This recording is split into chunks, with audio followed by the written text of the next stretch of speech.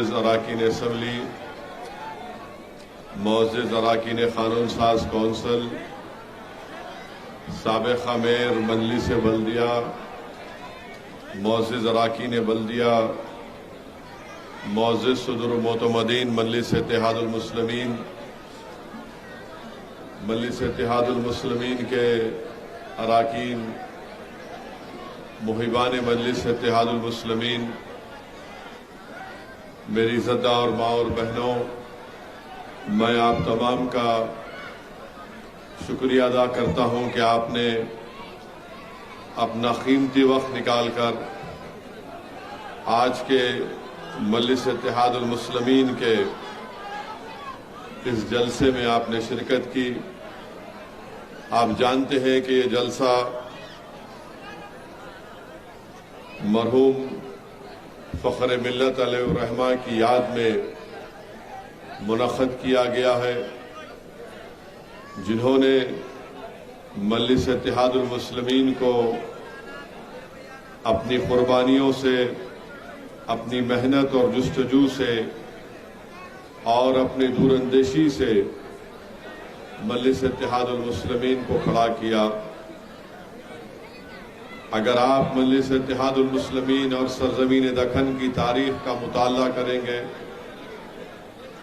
तो आपको मालूम होगा कि 1958 में मौलवी अब्दुल वाहिद ओवैसी रहमतुल्लाह अलैह, जो जामे निज़ामिया के से आलिम फाजिल की डिग्री हासिल की, पेशे के एतबार से एक बेहतरीन वकील थे। जब मजलिस इत्तेहादुल मुस्लिमीन का अहिया उन्होंने किया, पुलिस एक्शन होकर 10 साल का लंबा अरसा हो चुका,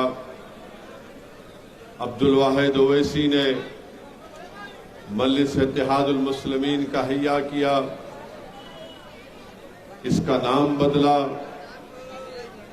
और उसको हिंदुस्तान के दस्तूर के ताबे बनाया और इस बात का ऐलान किया कि मजलिस इत्तेहादुल मुस्लिमीन हिंदुस्तान के आइन के मुताबिक और हिंदुस्तान के आइन के फंडामेंटल राइट्स के हुकूक जो दिए गए उसको हासिल करने की लड़ाई लड़ेगी। और मजलिस इत्तेहादुल मुस्लिमीन गरीब और कमजोर और मजलूमों के लिए काम करेगी। और मजलिस इत्तेहादुल मुस्लिमीन सियासत में इसलिए हिस्सा लेगी ताकि गरीब और मजलूमों को इंसाफ मिल सके। सियासत में इसलिए हिस्सा लेगी ताकि उनकी एक सियासी क़ियादत खड़ा किया जाए। और ये मकसद को लेकर अब्दुल वाहिद ओवैसी रहमतुल्लाह अलैह आगे बढ़े। यही अब्दुल वाहिद ओवैसी थे जिन्होंने उस वक्त के आंध्र प्रदेश में इस बात का मुतालबा किया था कि उन मुसलमानों को रिजर्वेशन मिलना चाहिए जो इनकम टैक्स अदा नहीं करते। अब्दुल वाहिद ओवैसी की दूरअंदेश निगाहें ये देख चुकी थी कि हमारे भारत के संविधान और आइन में आर्टिकल 15 और 16 के तहत रिजर्वेशन तालीम में और रोजगार में मिल सकता है। इसीलिए सबसे पहले अगर उस वक्त के आंध्र प्रदेश में किसी सियासी शख्सियत ने या किसी मजहबी शख्सियत ने इस बात का मुतालबा किया तो उनका नाम अब्दुल वाहिद ओवैसी था। जब सबसे पहले बैकवर्ड क्लास का कमीशन बनाया गया, मरहूम सदर फ़ख्र मिल्लत अलैहिर्रहमा ने इस बात का मुतालबा किया कि मुसलमानों को उनकी पसमानदगी की बुनियाद पर रिजर्वेशन मिलना चाहिए।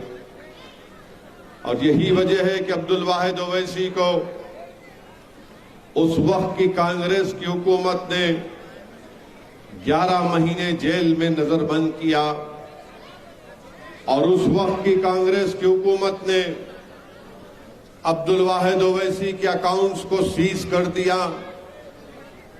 उस वक्त की कांग्रेस की सरकार ने अब्दुल वाहिद ओवैसी के औलाद पर, उनके घर वालों पर जुल्म और सितम को ढाया मैंने अपने बुजुर्गों से सुना कि अब्दुल वाहिद ओवैसी के घर का पानी भी बंद कर दिया गया था और लोग अब्दुल वाहिद ओवैसी के घर को आने को और उनसे अफराद खानदान से मुलाकात करने से डरते थे। 11 महीने जेल की सोबतें अब्दुल वाहिद ओवैसी को बर्दाश्त करना पड़ा। उस वक्त की हुकूमत ने कई पेशकश किए कि आप सियासत से दस्तबरदार हो जाइए, मगर अब्दुल वाहिद ओवैसी फख्र मिल्लत अलैहि रहमान ने उन तमाम पेशकशों को मुस्तरद किया, ठुकराया और ये कहा कि तुम नहीं जानते तारीख को, तुम सीरतुन नबी को नहीं पढ़े हो।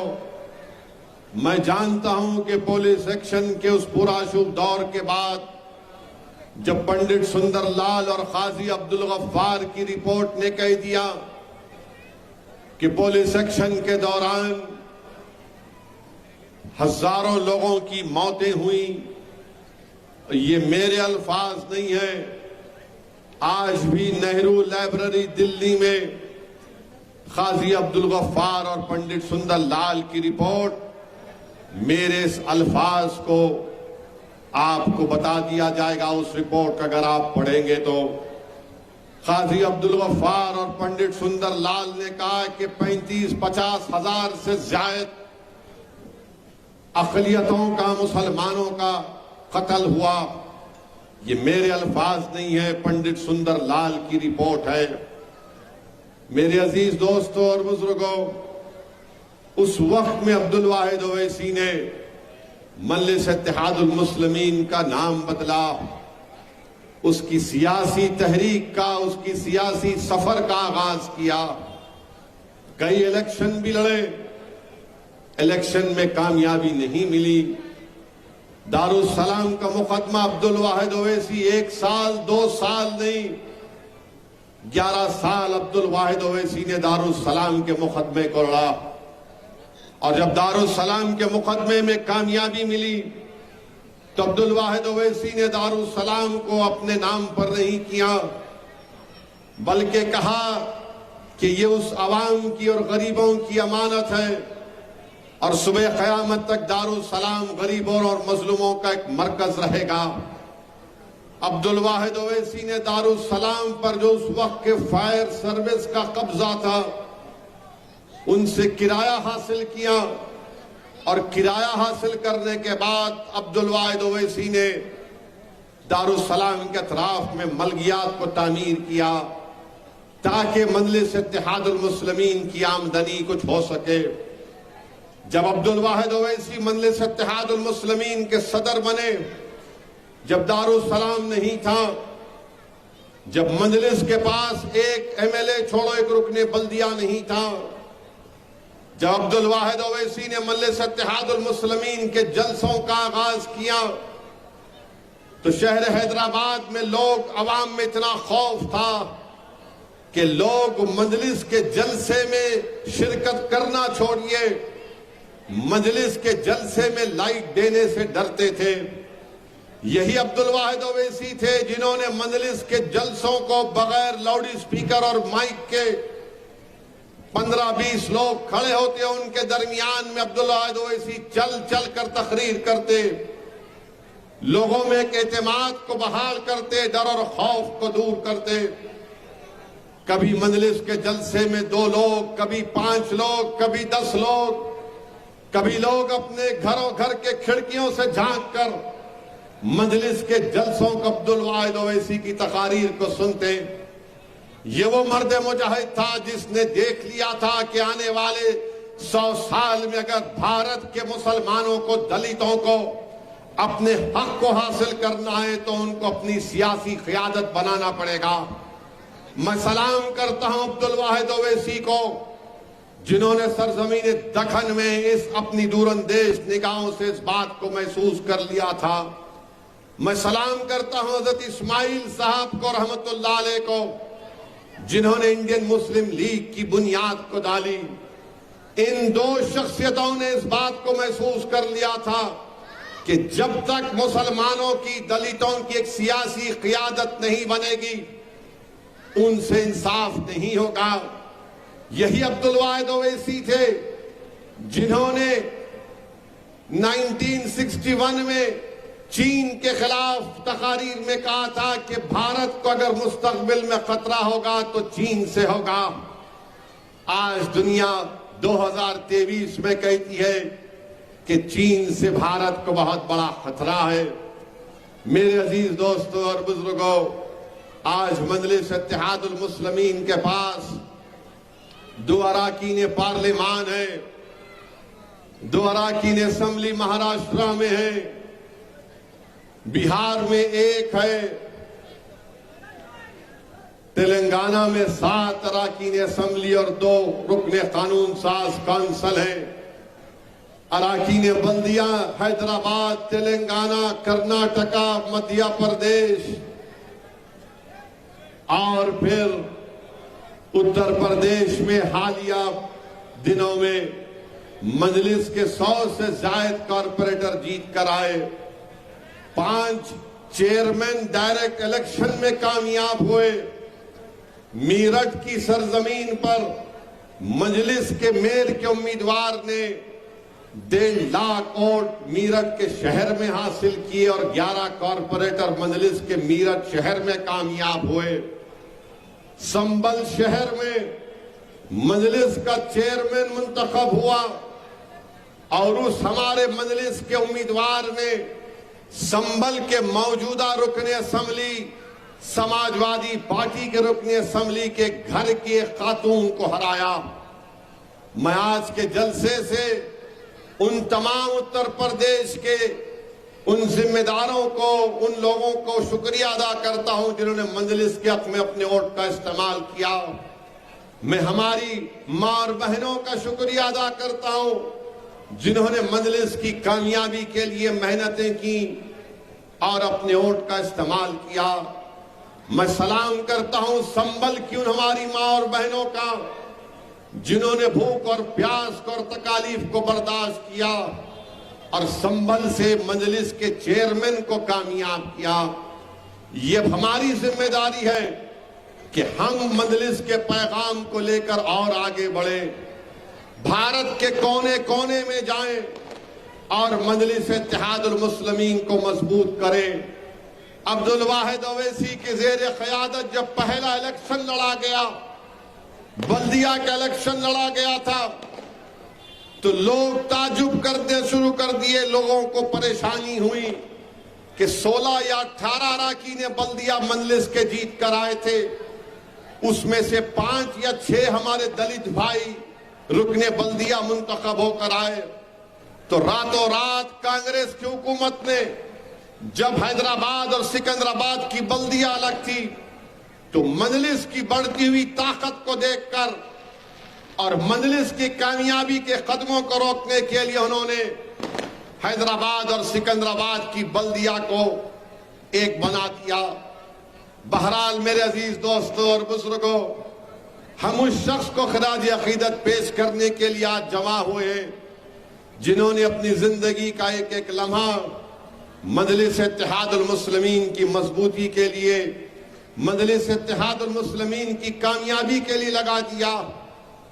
मेरी अल्लाह से सिर्फ यही दुआ है कि अल्लाह सुब्हाना व तआला फख्र मिल्लत अलैहिर रहमान और उनके साथ वो तमाम जो साथियों ने, हमारे बुजुर्गों ने, जो उस वक्त जब मजलिस के पास कुछ नहीं था, जिन्होंने तकालीफ और मसाइब और मुश्किलात को बर्दाश्त किया, अल्लाह हमारे तमाम मरहूम कायदीन को, सदरों को, अरकान को अल्लाह उनकी मग़फ़िरत करे, अल्लाह उनके क़ब्रों को नूर से भर दे और अल्लाह हम तमाम को उनका नेक नेमल बदल बनाए और अल्लाह हमको तौफीक दे कि हम उनके रास्तों पर चले। उनकी जिंदगी हमारे लिए एक मशाले राह है। अब्दुल वाहिद ओवैसी कुरान और सुन्नत के सख्त पाबंद थे, जामे निजामिया से पढ़े हुए थे। और मेरे अजीज दोस्तों और बुजुर्गों, मेरी आज मजलिस के मेरे तमाम रुफ़क़ाओं से अपील है कि अपने बुजुर्गों की कुर्बानियों को याद रखो। अफसोस हुआ जब दारुस सलाम में खत्म कुरान हुआ, आज मजलिस की इतनी बड़ी ताकत है, मगर दारुस सलाम में मुट्ठी भर अराकीन बल्दिया या सदर मुतमदीन आए। याद रखो, अगर तुम अपने मरहूम कायदीन को भूल जाओगे तो फिर इससे बड़ा नाइंसाफी कोई और नहीं हो सकती है। अब्दुल वाहिद ओवैसी को उनकी फातिहा के दिन या उनकी बरसी के दिन लोगों की आने की जरूरत नहीं है, मगर एक एहसास हमारे दिलों में रहना चाहिए कि जब मजलिस के पास कुछ नहीं था, न दारुस सलाम था, और जब दारुस सलाम मिलता था तो सबसे पहले साइकिल पर लोग आते थे, रिक्शा में आते थे, बाद में दौर आया तो मोटरसाइकिल पर लोग आए। आज माशाअल्लाह इतनी गाड़ियां दारुस सलाम में आती हैं कि ऐसा लगता है कि दारुस सलाम का वसी मैदान गाड़ियों से भरा पड़ा है।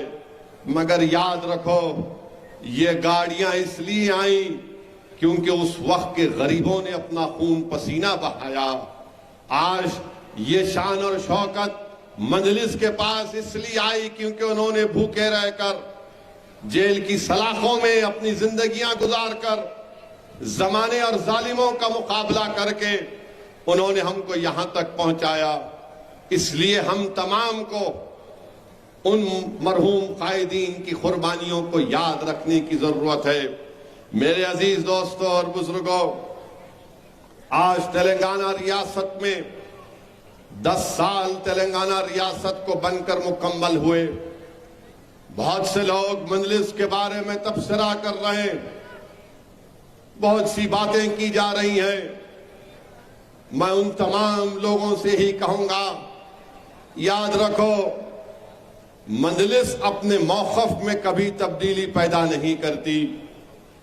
जब तेलंगाना का एजिटेशन उरूज पर था, मजलिस ने एक फैसला लिया। लोग लाख बातें कह सकते हैं, तारीख लिखने वाला लिखेगा कि मजलिस ने एक फैसला लिया था, मगर हम अपने फैसले से पीछे नहीं हटे। अगर आज मजलिस कोई फैसला लेती है तो हम अपने फैसले से पीछे हटने वालों का नाम मजलिस इत्तेहादुल मुस्लिमीन नहीं है। याद रखो, जो बड़ी बड़ी बातें आज कर रहे हैं, ये इख्तिदार किसी के पास नहीं रहता है। लोगों को बड़ी गलत फहमी रहती है कि इख्तिदार हमारे पास रहेगा। इख्तिदार अलेक्जेंडर के पास नहीं रहा, इख्तिदार खिलजियों के पास नहीं रहा, चंद्रगुप्त मौर्य के पास नहीं रहा, इख्तिदार बड़े बड़े बादशाहों के पास नहीं रहा।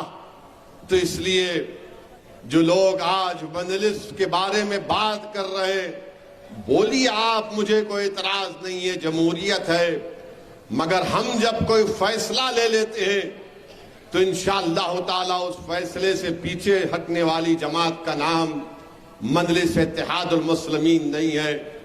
किसी ने कह दिया कि क्या मुसलमान ही मजलिस को वोट देते, किसी ने कह दिया कि क्या मुसलमान मजलिस को वोट देते, हमको नहीं देते। अरे भाई, मैं कौन होता हूं? मैं तो एक गुनाहगार हूं। ये तो अल्लाह का करम है, सदका नबी करीम सल्लल्लाहु अलैहि वसल्लम का, सदका अहले बैत का, अहले दिल की दुआएं हैं कि मजलिस इत्तेहादुल मुस्लिमीन को वोट भी मिलती है और मजलिस कामयाब भी होती है। मैं इस तरह के बड़े बड़े दावे नहीं कर सकता, ना कभी करूंगा। हाँ, जब मेरी जमात का फैसला होगा तो मैं अपने उस फैसले को मनवाने के लिए अवाम के दरमियान में जाऊंगा। आप कहते रहिए कि क्या ओवैसी के बोलने पर मुसलमान वोट देगा या नहीं देगा। अरे घोड़ा मैदान आगे है, आपको मालूम हो जाएगा कि किसको वोट पड़ेगा या नहीं पड़ेगा।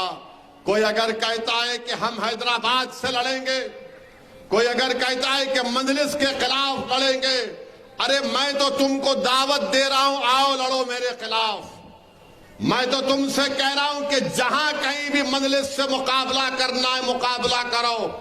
मैं मुकाबला करने में जितना मुझे मजा आता है, बातचीत में मुझे मजा नहीं आता है। आओ मुकाबला करो। जमहूरियत है, मगर मुकाबले से पहले ये क्यों पुकार रहे हो मुकाबला करेंगे? आओ बाबू मुकाबला करो। हम बहुत सौ से मुकाबला करके आए। नीलम संजीवा रेड्डी ने समझा कि अब्दुल वाहिद ओवैसी को 11 महीने जेल में डालने से अब्दुल वाहिद ओवैसी की हिम्मत टूट जाएगी, मजलिस नहीं बढ़ेगी। मगर 11 महीने की जेल की सौबतें और तकालीफ अब्दुल वाहिद ओवैसी के हौसले और अज़म में इजाफा कर दिया। कांग्रेस ने समझा कि इनके बैंक अकाउंट को बंद कर देंगे और अब्दुल वाहिद ओवैसी की औलाद पर पीने का पानी बंद कर देंगे।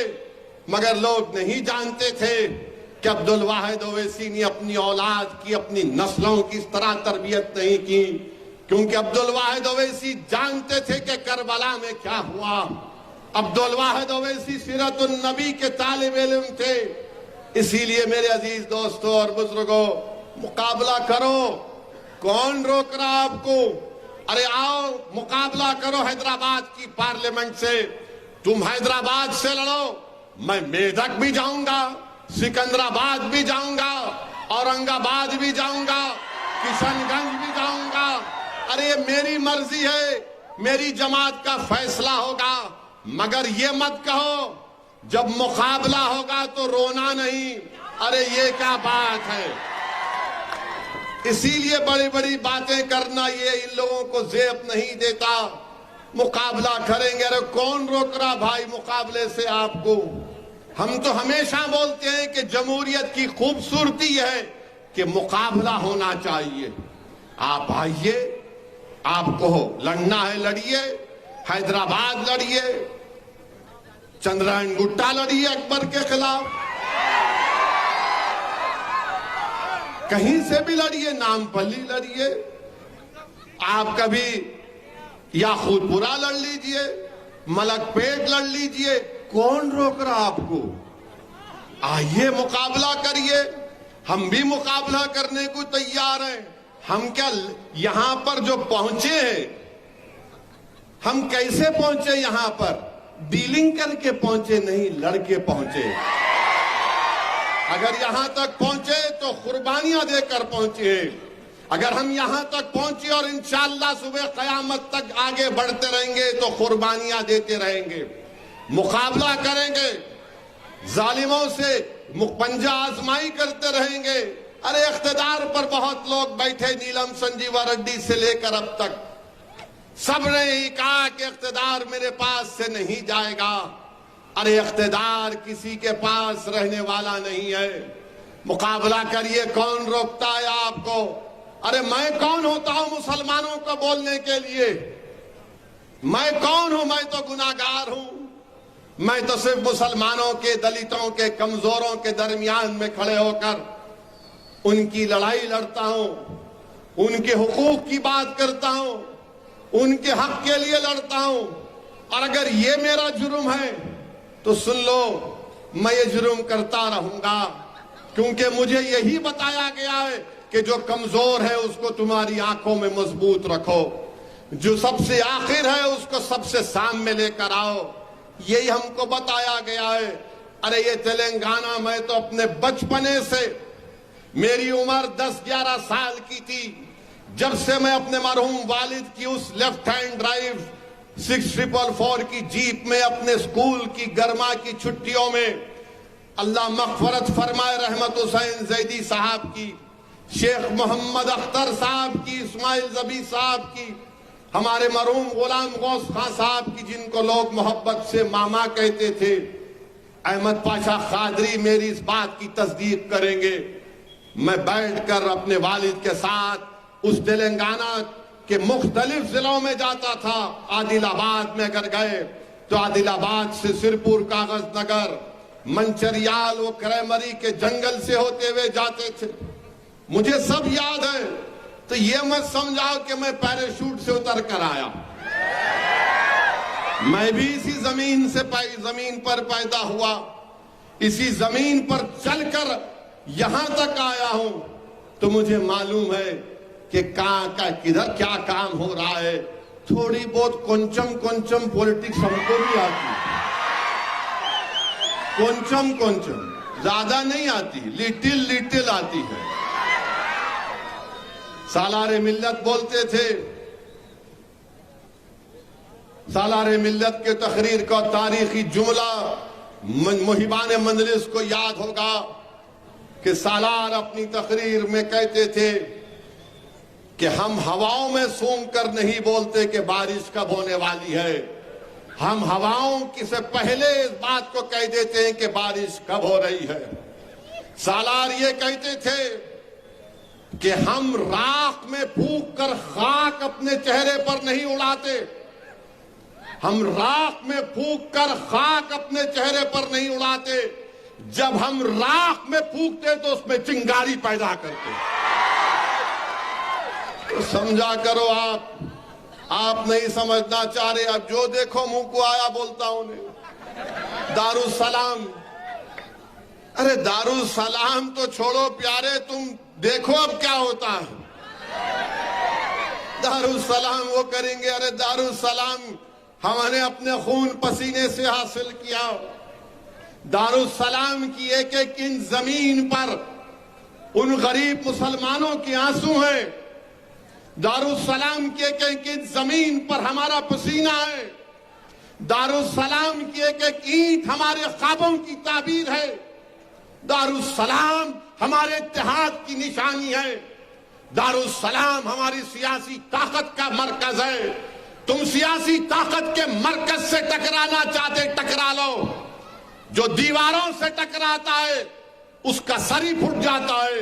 मैं तुमको रोक नहीं सकता, मगर अगर तुम ये समझ रहे हो कि तुम में दीवानगी है तो तुम हमारी दीवानगी को नहीं जानते, तुम हमारी दीवानगी को नहीं जानते। मेरे अजीज दोस्तों और बुजुर्गों, फिर तेलंगाना के 10 साल मनाए गए। मेरी तकरीर पर बहुत बड़े तबसरे किए जा रहे हैं। करिए तबसरा, मुझे क्या करना है, आप लोग टाइम पास करना चाह रहे हैं करिए। मगर मेरा एक सवाल यह है कि तेलंगाना के 10 साल का जो सेलिब्रेशन मनाया जा रहा है उसमें आपने कहीं पर उर्दू में इश्तिहार देखा? देख लो आप जाके, उर्दू में इश्तिहार देखा आपने? मैं तो नहीं देखा। निजामाबाद के हमारे मजलिस के लोगों को फोन किया, मैंने कहा जनाब जरा इस निजामाबाद में जो इश्तिहारात 10 साल के सेलिब्रेशन के लगाए गए हैं जरा भिजाइए। एक भी उर्दू का लफ्ज नहीं। और तेलंगाना में उर्दू दूसरी सरकारी जबान है।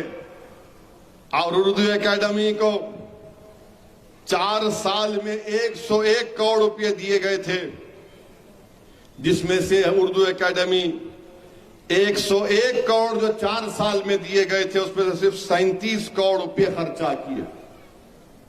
अब आप बताइए इसका जिम्मेदार मैं कैसे हूं? क्या हुकूमत इस पर कुछ तबसरा करेगी? अब हमारे मुखालिफिन बोलेंगे आप क्या करें? तो हम ये करें कि अकबरुद्दीन ओवैसी और अराकीन असेंबली की नुमाइंदगी पर हमने तेलंगाना की गवर्नमेंट को मजबूर किया और 66 उर्दू ऑफिसर्स का तकर्रुर किया। डिफरेंट डिपार्टमेंट में, कलेक्ट्रेट में, मिनिस्टरों की पेशियों में। ये मजलिस का कारनामा था। मगर अफसोस हुआ कि 10 साल का जश्न मनाया जा रहा है और एक भी उर्दू में कहीं इश्तिहार नहीं आता, सिर्फ तेलुगु में इश्तिहार नजर आते। यकीनन तेलुगु फर्स्ट लैंग्वेज है, मगर उर्दू सेकंड लैंग्वेज भी तो है। कहां गए वो लोग जो बोलते थे गंगा जमनी तहजीब है? कहां है मेरे भाई? उर्दू को नजरअंदाज करके रख दिया गया। 10 साल रियासत तेलंगाना के मनाए जा रहे हैं। विजारती अक़लियती बहबूद, मिनिस्ट्री ऑफ माइनॉरिटी वेलफेयर को 15,000 करोड़ रुपये बजट में दिए गए। उसमें से खर्चा कितने हुए? 9,000 करोड़। अगर इस साल के बजट को निकाल दिया जाए तो करीब 12,800 करोड़ रुपये अलोकेट हुए। और एक्सपेंडिचर खर्चा हुआ सिर्फ 8,800 करोड़ का, 4,000 करोड़ रुपए कम हो गए। ये क्यों कम कर दिए गए? इसका जवाब हुकूमत के पास होना चाहिए। अच्छा, तेलंगाना में 20 एसपीज हैं, सुप्रीडेंट ऑफ पुलिस हैं, उसमें से सिर्फ एक मुसलमान गौस आजम एसपी है मुल्क के। फिर मुझ पे इल्जाम लगाते बीजेपी वाले, अमित शाह हैदराबाद जैसा उतरेंगे, अब आने वाले हैं, अखबार की रिपोर्ट है। जैसा शाह साहब उतरते उनके पेट में दर्द होता, और तकरीर शुरू करते ही बोलते MIM पार्टी,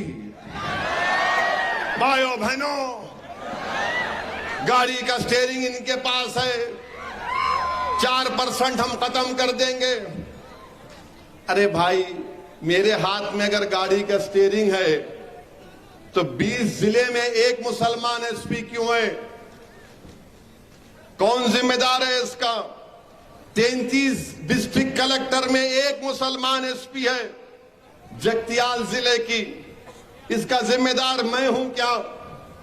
हम पूछना चाह रहे हैं कि अगर इल्जाम मजलिस पे लगता, वो हिंदी का लफ्ज है तुष्टीकरण की राजनीति मजलिस कर रही है, अंग्रेजी में बोलते हैं अपीसमेंट, के मजलिस को खुश किया जा रहा है।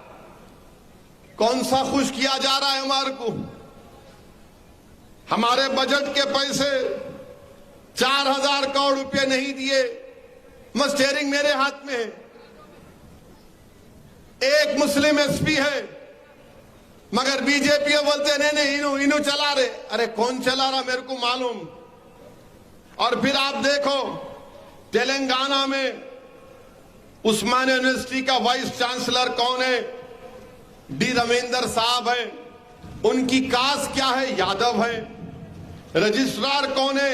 लक्ष्मी नारायण साहब, वो दलित है, माला कम्युनिटी से है। काकतिया यूनिवर्सिटी वरंगल के वाइस चांसलर रमेश साहब हैं। मुनूर कापू हैं, बैकवर्ड क्लास के। Registrar Srinivas Rao upper caste के हैं। सत्यवाहाना यूनिवर्सिटी करीमनगर के वाइस चांसलर जनाब मल्लेश साहब माला बरादरी के दलित हैं। रजिस्ट्रार वरा प्रसाद हैं, अपर कास्ट के हैं। तेलंगाना यूनिवर्सिटी निजामाबाद के वाइस चांसलर रविंदर साहब हैं, बीसी हैं, बनिया कम्युनिटी के। रजिस्ट्रार यादगिरी हैं, मुनूर कापू हैं। पालमोर यूनिवर्सिटी महबूब नगर के वाइस चांसलर लक्ष्मीकांत राठौड़ हैं, हमारे शेड्यूल्ड ट्राइब के लंबाड़ा भाई हैं। रजिस्ट्रार गिरिजा है, जो दलित मादिगा के एससी हैं। महात्मा गांधी यूनिवर्सिटी नलगुंडा के वाइस चांसलर गोपाल रेड्डी साहब हैं, रेड्डी बरादरी से हैं। रजिस्ट्रार कृष्णा राव साहब हैं, माला हैं, शेड्यूल्ड कास्ट के हैं। BR Ambedkar open university vice chancellor Velama बरादरी के हैं। Registrar Venkat Narasimha Reddy upper caste के हैं। JN Jawaharlal Nehru architecture fine arts university के वाइस चांसलर N कविता हैं, वेलमा हैं। रजिस्ट्रार के सुंदर हैं, माला है, कम्युनिटी के दलित हैं। पोट्टी श्री रामलू तेलुगु यूनिवर्सिटी के वाइस चांसलर किशन राव साहब वेलमा है, अपर कास्ट के। रजिस्ट्रार रमेश नायक शेड्यूल्ड ट्राइब के। KNR हेल्थ यूनिवर्सिटी वरंगल के vice chancellor doctor Karunakar Reddy हैं, रेड्डी अपर कास्ट के हैं। रजिस्ट्रार डॉक्टर S संध्या हैं। Professor Jaishankar agriculture university vice chancellor जनाब जयशंकर ने बड़ा मेहनत की तेलंगाना के उसूल के लिए, उनके नाम से एग्रीकल्चर यूनिवर्सिटी को रखा गया। वाइस चांसलर रघुनंदा राव हैं, वेलमा है। रजिस्ट्रार वेंकट रमना साहब हैं, बैकवर्ड क्लास के हैं। कोंडा लक्ष्मण तेलंगाना हॉर्टिकल्चर जो मुलुगु में है, उसके vice chancellor doctor P Neeraj Prabhakar हैं, वेलमा है। रजिस्ट्रार जनाब प्रकाश साहब हैं, बैकवर्ड कम्युनिटी के हैं। JNTU हैदराबाद के वाइस चांसलर नरसिम्हा रेड्डी साहब हैं। रजिस्ट्रार जनाब मंजूर साहब हैं, जो हमारे मुसलमानों में नूरबाश होते हैं, उनको BCB में मिलता है। अब जो मुझ पर इल्जाम लगाते हैं और जो झूठा प्रोपेगेंडा करते हैं और जो ये कहते हैं कि क्या ओवैसी बोलने से मुसलमान वोट देगा? तो बताओ 15 यूनिवर्सिटीज में एक भी मुसलमान वाइस चांसलर क्यों नहीं है? क्या हमारे पास पढ़े लिखे प्रोफेसर नहीं है? 15 यूनिवर्सिटी में एक भी वाइस चांसलर नहीं है। और कितने बनाए गए? वेलमा बरादरी के 6 वाइस चांसलर, रेड्डियों के 4, मुनूर कापू भाइयों के 2, यादवों का 1, शेड्यूल कास्ट का 1, शेड्यूल ट्राइब का 1 वाइस चांसलर। मुसलमान को क्यों नहीं मनाया गया? इसका जवाब कौन दिया जाएगा? और आप कल बोलेंगे नहीं नहीं इन्हों फिरका परस्ती करते, इन्हों कम्युनल बात करते। अरे भाई, जब सबको बनाया जा रहा है तो मुसलमान को क्यों नहीं बनाया गया? और बोलो बीजेपी वालों, मुनूर कापू लोगों को 2-2 वाइस चांसलर बनाए गए। अब इस पर आप क्या बोलेंगे?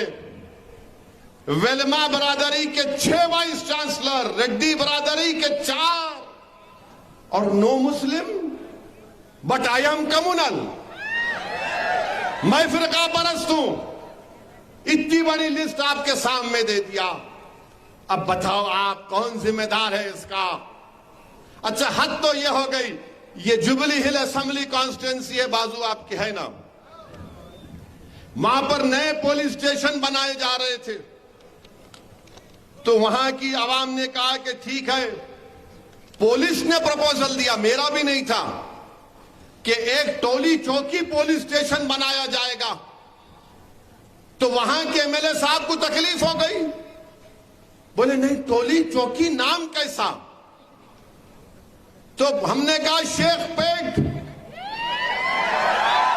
तो बोले नहीं टोली चौकी नहीं, शेख पेट भी नहीं, नया पुलिस स्टेशन फिल्म नगर। आखिर टोली चौकी से शेख पेट को वहां के एमएलए को इतनी नफरत, एलर्जी क्यों है? क्यों है आखिर? और वहां के लोगों को फिल्म नगर जाना पड़ेगा 5 किलोमीटर दूर। अजीब मामला है। मगर मैं फिरका परस्त हूं। टोली चौकी के नाम से नफरत, शेख के पेट से नफरत, और शेख के पेट में कुछ भी नहीं है, उन्हें शेख है खाली। आप नहीं बनाना चाहते, ठीक है, अब आप देख लो, ये अवाम फैसला करेगी कि क्या करना है क्या नहीं करना है। मगर हम तो तैयार हैं भाई। और मजलिस का जो दफ्तर है, जो लोग जिम्मेदार लोग ये बोल रहे कि मुसलमान का इनको वोट देता, मैं उनको दावत दे रहा हूं, आप कभी दारुसलाम को आओ, दारुसलाम में बैठकर देखो कि हमारे साथ एमएलए बैठते, मैं बैठता हूं, अराकीन बल्दिया बैठते हैं, कोई दरवाजा नहीं, अवाम आती हमसे काम करा के चले जाती। हम उनसे पूछते नहीं कि क्या तुम मुसलमान हो या दलित हो या बैकवर्ड क्लास हो या हिंदू हो या ब्राह्मण हो या रेड्डी हो या वेलमा हो या मुनूर कापू हो या मुदिराज हो। हम उनसे यही कहते हैं कि आप आए दारुसलाम को, बोली हम क्या खिदमत कर सकते हैं आपकी। आज से 3 दिन पहले एक शेखर नामी शख्स आया था, 4 या 5 दिन पहले, आकर मुझसे कहा कि असद भाई, मैं सुल्तान बाजार में फुटपाथ पर डब्बा लगाकर कारोबार चलाता हूं। मैंने बोलो क्या है? बोले असद भाई, मेरी बच्ची एसएससी या इंटर में 90% लेकर आई, अपनी बेटी को भी लाया। साहब सिर्फ किताबें दिला दो, मेरी बच्ची काबिल बन सकती है। और उसकी किस्मत थी, मेरे एक जानने वाले वहां पर आए थे, उन्होंने मुझसे कहा कि मैं कुछ मदद करना चाह रहा हूं। तो मैंने कहा भाई इसकी मदद कर दो। तो उन्होंने मदद कर दी, उसकी देखा भी नहीं।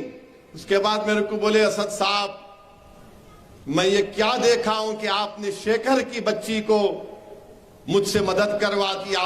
मैंने कहा देखो भाई, शेखर हो या शेख हो, हर एक की बेटी को पढ़ना चाहिए। हम कोई तफरका नहीं करते।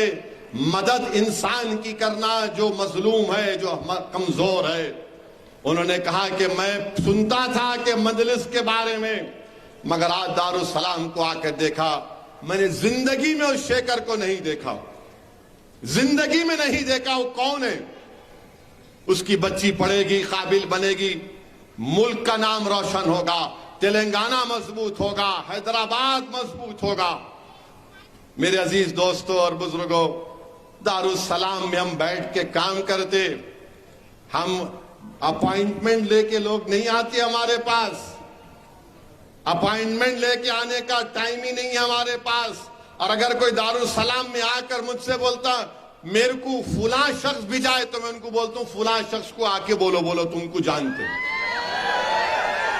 साफ हम कहते हैं वो फुला फुला नहीं, डायरेक्ट आओ, बात करो, काम हुआ अच्छा है। बाज़ वक़्त नहीं भी होता, बाज़ वक़्त नहीं भी होता काम, मगर लोग अवाम को मालूम कि यहां पर गए तो इल्हाम मिल जाते, यहां पर गए तो इनका काम हो जाता। मेरे अजीज दोस्तों और बुजुर्गों, ये मजलिस इत्तेहादुल मुस्लिमीन का निजाम, ये काम का तरीका सालारे मिल्लत ने डाला था। तो अजीज दोस्तों और बुजुर्गों, और फिर तेलंगाना की हुकूमत से मैं खास तौर से ये कहना चाहूंगा, ये धरनी बहुत बड़ा दर्द हो गया भाई। अब आप लोगों को नहीं मालूम धरनी से क्या फायदा हो रहा आपको, मगर धरनी में वो जो हिबा होता है ना, ओरल गिफ्ट, ओरल गिफ्ट जब करते धरनी में चढ़ता ही नहीं है।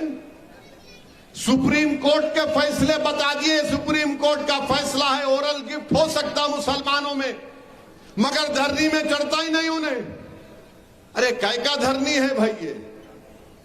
और फिर धरनी के ताल्लुक से हम तो हुकूमत को बताना चाहेंगे, अगर एक पर्टिकुलर सर्वे नंबर रिकॉर्ड हो गया नोशनल खाता बोल के, और रिकॉर्डेड हो गया प्रोहिबिटेड प्रॉपर्टीज वेबसाइट में, तो सर्वे नंबर को बदल ही नहीं सकते।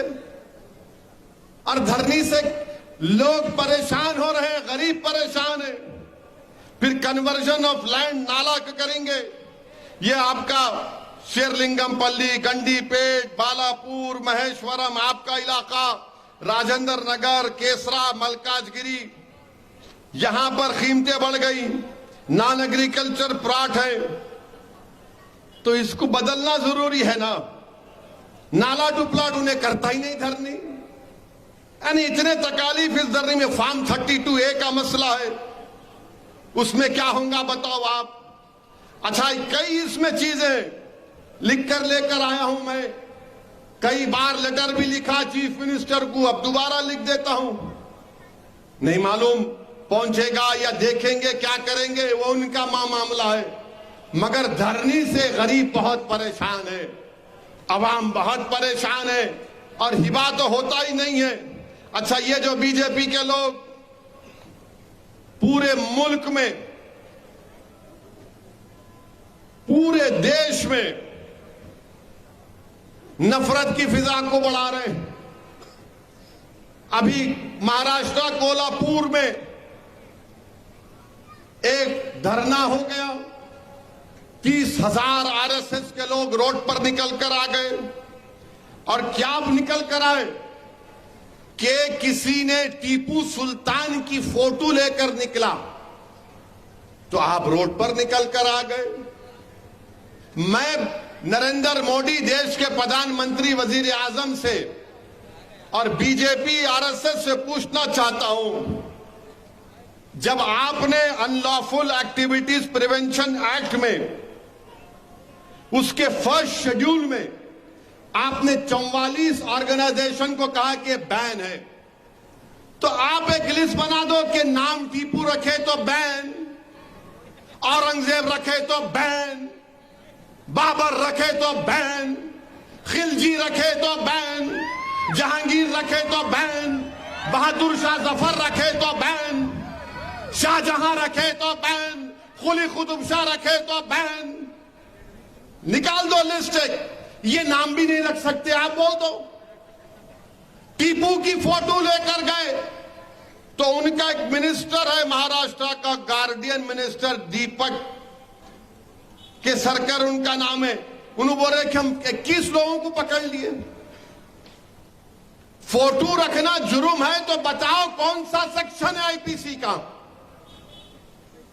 आपके पास प्रोहिबिटेड लिस्ट है तो नामों की लिस्ट भी बना दो आप, और बोल दो कि असदुद्दीन ओवैसी नाम नहीं रखना, वरना उसकी जबान से भड़काऊ भाषण निकलता है। बोल दो ये नाम नहीं रख सकते आप। और अब ये बोल दो कि वो प्रोहिबिटेड नामों की लिस्ट में हम गोडसे का नाम नहीं रखेंगे क्योंकि हमारा प्यारा है, हम आप्टे का नाम नहीं रखेंगे क्योंकि हमारा वो दिलबर है, मदन लाल पाहवा का नाम नहीं रखेंगे क्योंकि हमारा दूध पेड़ा है। अब नाम पे भी मामला आ गया, नाम पे। अरे वो टीपू की भी फोटो नहीं थी, वो किसी औलिया अल्लाह की फोटो थी, बच्चे जाकर समझाए पुलिस वालों को, मगर इन्होंने बोल दिया नहीं फोटो नहीं रखना। महाराष्ट्र के होम मिनिस्टर देवेंद्र फडणवीस बोले ये औरंगजेब की औलाद। अच्छा आपको पूरे मालूम कौन किसकी औलाद है? आपको मालूम? मेरे को नहीं मालूम था, इतने एक्सपर्ट है आप। तो फिर ये गोडसे की औलाद कौन है बोलो हमको? ये आप्टे की औलाद कौन है हमको बोलो? ये इनकी औलाद। अरे बाबा ये तो बताओ, महाराष्ट्र में आपने हुकूमत ने 50 जलसे करवाए, किसके नाम पे? लव जिहाद के नाम पे। अच्छा आपको मालूम लव जिहाद पहले कहां शुरू हुआ था? सबसे पहले माने लव जिहाद का मतलब कोई माने झूठ धोखा देना। अब मैं बताता हूं आपको, कल अगर कोई संघी आरएसएस या अंबेडकर का दुश्मन या मुसलमानों का दुश्मन या संविधान का दुश्मन लव जिहाद बोला तो बोलना अरे चुप। अब सुनो, ये एक आदमी का नाम था आप्टे, एक आदमी का नाम था मदन लाल पावा। आप्टे कौन था? मदन लाल पावा कौन थे मालूम आपको? नहीं मालूम, पढ़ते नहीं ना, खाली ये बस खिलौना देखते रहते। नहीं नहीं नहीं नहीं, नहीं। कितने लाइक आए रे देख, कितने आए देख, मैं इंस्टाग्राम पे कितना देख। अरे क्या है, पढ़ो जरा। बहरहाल ये आप्टे मदन लाल पावा गोडसे के साथ मिलकर महात्मा गांधी के कत्ल के मुजरिम हैं। इन्होंने महात्मा गांधी को कत्ल किया। तो ये जो आप्टे हैं इन्हों शादीशुदा थे, आप्टे शादीशुदा थे, मगर चोंच मारने की बीमारी थी इनको। अब ओल्ड सिटी के हैदराबाद की जबान में तो बोलते मियां बुढ़ा हो गया, दीवारा कूदना छोड़ दे। तो मैं नहीं बोल सकता, मगर बोलते, मैं नहीं बोलता वो, उसमें भी बोलता हूं आपको। तो आप्टे क्या थे? शादी कर लिए, मंगर रंगीले थे। तो आप्टे क्या करे, एक क्रिश्चियन बच्ची थी, उसका नाम मनोरमा था, उससे इश्क में मुब्तला हो गए। शादीशुदा थे, उससे रंगरलियां मना रहे थे। उन्होंने बंबई में पढ़ते थे तो इन्हों जाके इनको चौपाटी पे लेके जाते थे, बैठ के पिक्चर देखते थे बहुत बार। अब नहीं बोल सकता, 12 लंबी कहानी है उनकी। और इसको बोल के गए कि मैं दिल्ली जा रहा हूं, बोले नहीं कि गांधी को मारने जा रहा हूं, मैं दिल्ली जा रहा हूं, फिर बाद में आ तो अपन फिर मिलेंगे। दिल्ली गए और गांधी को मारने से पहले अपने मां बाप की पसंद की बच्ची को भी देख के आए कि इससे शादी करूंगा। उसको ले जाके साड़ी भी दिए। अब इसको क्या बोलते बोलो? शादीशुदा है और फिर आप एक से इश्क लड़ा रहे हैं, उसको भी धोखा, और जाके तीसरी को बोल रहे मैं तेरे से शादी करूंगा। और फिर गांधी को कत्ल करने के बाद वापिस आकर मनोरमा के साथ मनोरमा कर रहे थे। तो जब उसको पुलिस जाकर बोली कि ये आप्टे है, पापी है, ये गांधी का कातिल है, तो मनोरमा ने कहा, यकीन नहीं आया उसको। उसने कहा कि इस फोन पर ठहरो, उसका फोन आने वाला है। फोन आया तो उस वक्त की पुलिस को मालूम हुआ कि आपते एक जगह पर है, वहां जाकर आपते को पकड़ लिए। अब इसको क्या बोलेंगे बीजेपी वाले? इसको क्या बोलेंगे बीजेपी वाले? बोलो। और फिर ये एक साहब हैं मदन लाल पाहवा, इनकी भी बड़ी रंगीन दास्तान है। अहमदनगर जो महाराष्ट्र में है, वहां की एक बहुत बड़ी तवायफ औरत थी। हाँ, तुम सुनो, अभी रंगीन बात करो, तुम्हारे को एक्साइटेड हो रहे, बैठे रहो, सुनो। ये मदनलाल पावा साहब अहमदनगर में थे, तो इनको वहां पर एक तवायफ की बेटी थी। वो तवायफ की बेटी से इश्क में मुब्तला हो गए और उसके साथ उन्होंने जो भी, तो मदनलाल पाहवा, उसका नाम शेवंती था। क्या नाम था उसका? शेवंती। ये मदनलाल पाहवा भी गांधी के कत्ल में मुलविस थे। ये रेफ्यूजी थे, पाकिस्तान उस वक्त के, वहां से आए थे। गांधी के कत्ल के बाद जब इनको गिरफ्तार किया गया तो ये शेवंती, जिसने कसम खाई थी कि मैं तवायफ की तरह जिंदगी नहीं गुजारूंगी, मैं मदन लाल पाहवा के साथ शादी करूंगी, उसका दिल इतना टूटा कि वो अपनी मां की तरह तवायफ बन गई। ये वो लोग हैं। अरे ये लोग धोखा देने वाले हैं, ये लोग गंदे लोग हैं। और 1988 में शेवंती की मौत हुई। अब आप बताओ, अच्छा ये मदनलाल पाहवा, गांधी के कत्ल में सजा हुई, फांसी नहीं हुई थी, छूट गए, 64 में छूटे। तो 64 में छूट गए तो लैला के पास जाना ना, देखो मैं आ गया, नहीं गए, शादी कर लिए। इन्हों आके हमको आईना दिखा रहे, अरे तुम्हारी तारीख को जानता हूं मैं, तुम्हारा शिजरा खोल सकता हूं पूरा। अब खाली 2 एग्जाम्पल दिया हूं, अगर और दूंगा तो बहुत तकलीफ हो जाएंगी बीजेपी संघ परिवार वालों को। अब आप हमको बोल रहे लव जिहाद। अच्छा, वो एक भोपाल का मजे का किस्सा हुआ, पढ़े अखबार में? नहीं पढ़े? नहीं पढ़ते तुम लोग? खैर मैं ही पढ़ा। वो एक बीजेपी की एमपी है मोहतरमा, उन पे बहुत बड़ा वो मालेगांव का मुकदमा चल रहा। तो एक बच्ची के अम्मा बाबा उनको जाके बोले, मैडम हमारी बच्ची किसी के इश्क में मुब्तला हो गई। तो उन्होंने बोले उसका एक ही इलाज है, उसको ले जाकर केरला पिक्चर दिखाएंगे। क्या नाम है? केरला। हाँ? हमारे एमएलए अच्छा जानकारी रखते हैं। तो बहरहाल केरला स्टोरी लिख जाके वो मैडम दिखाए बच्ची को, उन्हें देखने के दिन उसी रात अपने घर से भाग गई। अरे क्या दिखाया रे भाई तू उसमें? उन्हें भाग गए। मीडिया लिखा, मैंने लिखा, उन्हें भाग गए। इसीलिए हम बोल रहे गवर्नमेंट से, ये इश्क के मामलात में मत आओ आप, जो सही कर रहा है कर लें दो, मगर आप कबाब में हड्डी नहीं बनेंगे बल्कि पत्थर बनेंगे। अब आप बोलते लव जिहाद। अच्छा, अगर महाराष्ट्र में लव जिहाद हो रहा है तो एक एस्टिमेट दो, नंबर दो कि अहमदनगर में ये हुआ, कोल्हापुर में ये हुआ, सांगली में हुआ, वेस्टर्न महाराष्ट्र में हुआ, मराठवाड़ा में हुआ। बताओ, कुछ नहीं है। नहीं, लव जिहाद हो रहा है। कहां हो रहा है? किधर हो रहा है? 50 जल्द से बीजेपी की सरकार ने महाराष्ट्र में करवाए, सिर्फ नफरत फैलाने के लिए, मुसलमानों को, इस्लाम को बदनाम करने के लिए।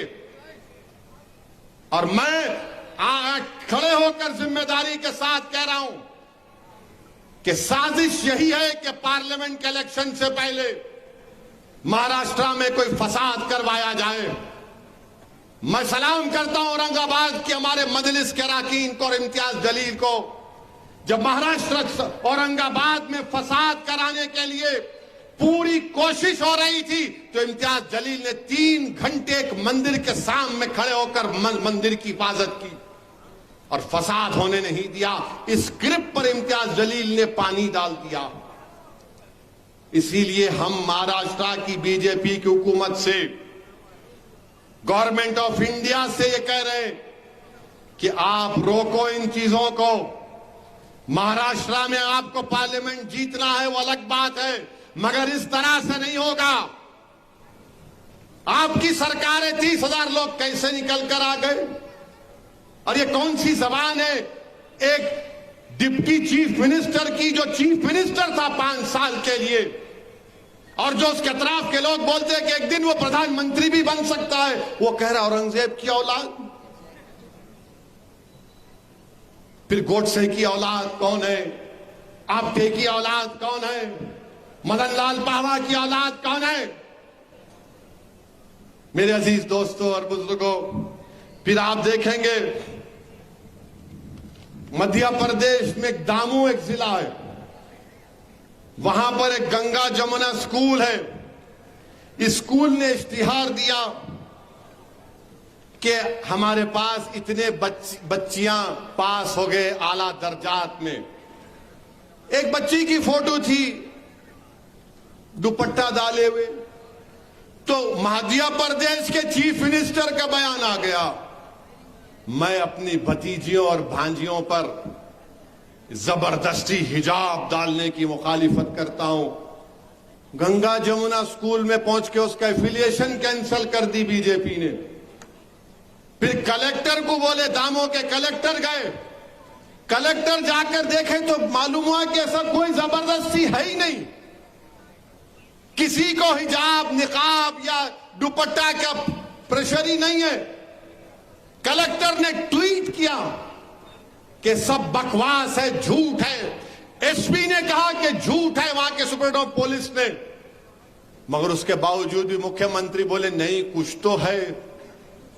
उसके बाद क्या हुआ कि वहां पर उस जिले के बीजेपी के सदर ने, डिस्ट्रिक्ट एजुकेशन ऑफिसर जब अपने ऑफिस को जा रहा था तो उसके मुंह पर काली इंक फेंक दी कि तूने सही रिपोर्ट नहीं दी, वहां पर बच्चियों को, हिंदू बच्चियों को हिजाब पहनाया जा रहा है। कलेक्टर बोल रहा है, एसपी बोल रहा है, मगर नफरत है मुसलमानों से, नफरत है, हमारी बच्चियां हिजाब पहनती हैं। इससे बढ़कर और क्या कह सकता हूं मैं।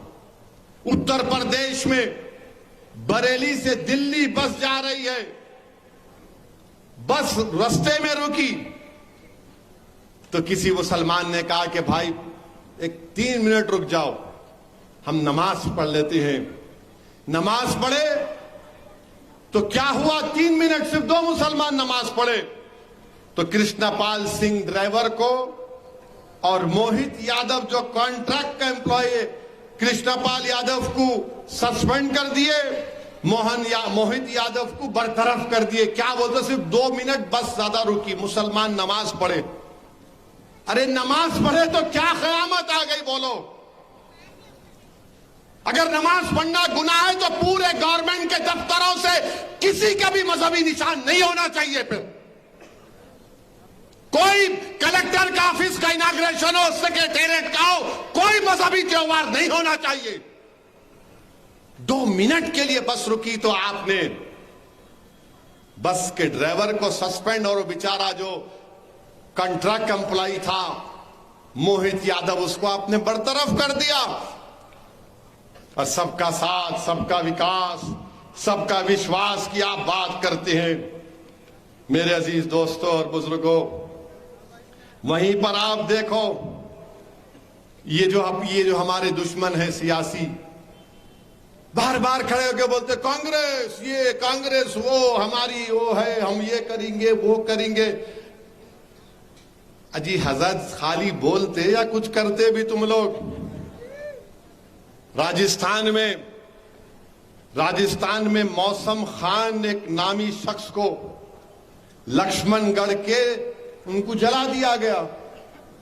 कांग्रेस की सरकार है। फिर वहां पर जुनैद और नसीर को जिंदा जला दिया गया, किडनैप करके लेकर गए हरियाणा को जिंदा जला दिया जुनैद नसीर को। 4 महीने हो गए, 11 में से खाली 3 को पकड़े। 15 लाख का ऐलान, सिर्फ 5 लाख दिए। अरे कांग्रेसियों जो मजलिस पर उंगलियां उठाते हैं, जाओ ना वहां जाकर बोलो तुम्हारे कांग्रेस के चीफ मिनिस्टर को, अशोक गहलोत को। और हद तो यह हो गई कि जो हाफिज जाबिर, जो जुनैद और नसीर के इंसाफ के लिए लड़ रहा था, उस पर 307 का झूठा मुकदमा डाल के जेल को भिजा दिए। उसके साथ 4 औरतों पर केस बुक कर दिए। अब आप बताइए मेरे अजीज दोस्तों और बुजुर्गों, ये क्या हो रहा है हमारे मुल्क में। मेरे अजीज दोस्तों और बुजुर्गों, नफरत फैलाने का काम किया जा रहा है, लड़ाई लगाने का काम, आग लगाने का काम हुकूमतें कर रही हैं। कांग्रेस की हुकूमत है, इंसाफ नहीं करते। अरे आप 4 महीने हो गए, 15 लाख नहीं दे सकते अशोक गहलोत? आप 4 महीने हो गए, आप गिरफ्तार नहीं कर सकते जुनैद नसीर के कातिलों को। मगर ये जो सेकुलरिज्म का निकाब पहनकर मजलिस पर वार करते हैं, अरे चुल्लू भर पानी में तुम लोग डूब मरो तुम लोग। तुम में हिम्मत नहीं है ये तमाम बातें करने की। जब मजलिस करती है तो बोलते हो ओवैसी की जबान से जो फिरका परस्ती टपकती है। अरे मैं कहां फिरका परस्ती की बात कर रहा हूं, मैं एक एक बात फैक्ट्स पर कर रहा हूं, फैक्ट्स की बुनियाद पर सच्चाई को बयान कर रहा हूं। उत्तराखंड में एक इलाका है, वहां पर 2 लोगों ने मिलकर एक अक्सरेती हमारे हिंदू भाई की बेटी को, जो अंडर एज है, उसको किडनैप करने की कोशिश की। तो मुसलमान और एक हिंदू दोनों गिरफ्तार हो गए। मगर उस इलाके में पोस्टर लगा दिए गए, 15 जून तक खाली करो वरना ऐसा हो जाएगा, वो हो जाएगा। आखिर क्यों मुसलमानों को, दलितों को, आदिवासियों को इस तरह दबाया जा रहा है कि हमको दबाने से, हमको डराने से, हमको मार्जिनलाइज करने से, हमको एलियनेट करने से कि आप सत्ता में आ जाएंगे। अगर आ भी जाएंगे तो कौन सा आपको कामयाबी मिलेगी। मेरे अजीज दोस्तों और बुजुर्गों, उत्तर प्रदेश में कोर्ट में एक कैदी को फिर गोली मार दी गई, वो मर गया वहां पर। मैं शुरू से कह रहा था कि एक ठोक दो की पॉलिसी गलत है। जमहूरियत में गोली से नहीं मारा जाता किसी को, अदालत से फैसले दिए जाते हैं। मगर कोर्ट के अंदर आकर उसको कत्ल कर दिया गया। अब आप बताइए कौन सी चीज बाकी रह गई है। अब लोग हम पे कहते नहीं नहीं अभी भी ऐसा करना है, अभी भी वैसा करना है। मेरे भाई, सच्चाई को पहचानो, सच्चाई को जानो, अपने फैसले सही लो। मगर सब लोग ये जो दिल्ली में बैठे हुए चौधरी है ना, जो सौदा करते हैं मुसलमानों के नाम पर, अरे आरएसएस से तुम बात करोगे और तुम सेकुलरिज्म को बचाओगे? आरएसएस से तुम बात करोगे और सेकुलर पार्टियों को कामयाब करोगे? और अजीज दोस्तों और बुजुर्गों, 288 लोग ट्रेन के हादसे में मर गए। हमारे प्राइम मिनिस्टर भी पहुंच गए। मगर कैसे हादसा हुआ, वो मरने वाले नहीं मालूम किस किस के भाई बहन थे।